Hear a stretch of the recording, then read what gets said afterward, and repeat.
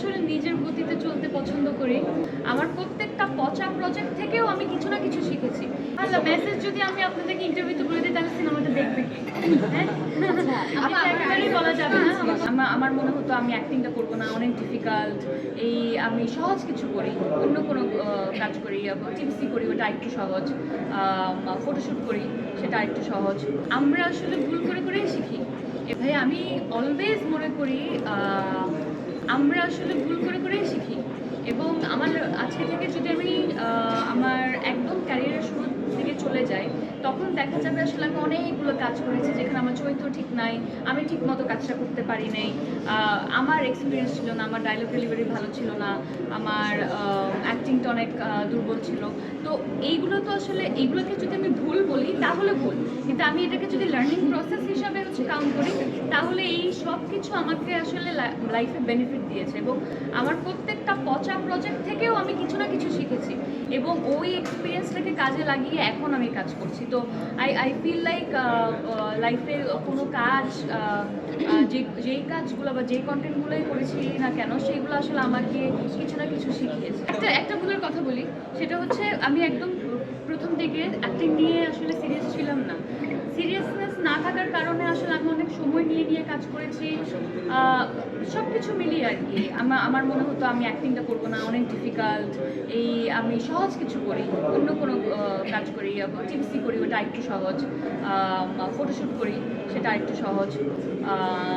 তো আমার মনে হয় আমার প্রথম নাটক 2010-এ অনের হয়, কিন্তু 10 থেকে 16-17 পর্যন্ত 2016-17 পর্যন্ত আমি অনেক অনিয়মিত ছিলাম এবং অল্প অল্প কাজ করতাম, সেগুলো রেসপন্স মোটামুটি কিছু ভালো, কিছু অ্যাভারেজ, কিছু খারাপ। তো ওই সময়টাতে আমি যদি এর আরও আগে সিরিয়াস হয়ে যেতাম তাহলে হয়তো বা এখন এই পর্যায়ে এসে আমার ক্যারিয়ারে ভালো কাজের সংখ্যাটা আরেকটু বেশি থাকতো।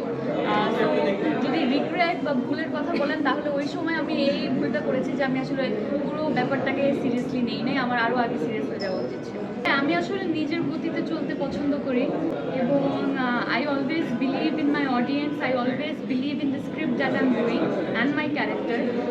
সময় সুযোগ আসলে এগুলো যদি অনেক ক্যালকুলেশন করি তাহলে কি হয়, ক্যালকুলেশন মাঝে মাঝে ওয়ার্ক করে যায়, মাঝে মাঝে ওয়ার্ক করে না। অনেক ক্যালকুলেশন করে অনেকেই অনেক কিছু করেছে, সবাই যে সফল হয়েছে তা না।